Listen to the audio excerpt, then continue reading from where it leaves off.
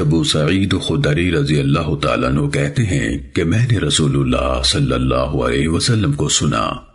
آپ صلی اللہ علیہ وسلم فرماتے تھے، دو شخص اس طرح پخانے کے لیے نہ نکلیں کہ وہ اپنی شرمگاہیں کھولے پخانہ کر رہے ہوں اور باتیں بھی کیے جا رہے ہوں، بلا شبہ اللہ عز و جل اس بات پر ناراض ہوتا ہے۔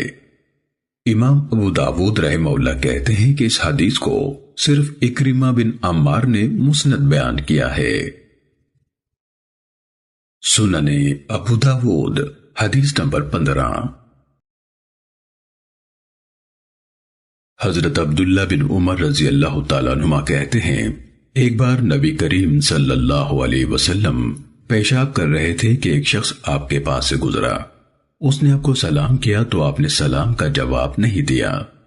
امام ابو داود رحمہ اللہ کہتے ہیں کہ حضرت عبداللہ بن عمر رضی اللہ تعالیٰ عنہما اور دوسروں سے روایت کی گئی ہے، نبی صلی اللہ علیہ وسلم نے فارغ ہو کر تیمم کیا اور پھر اس کے سلام کا جواب دیا۔ سنن ابو داود حدیث نمبر 16۔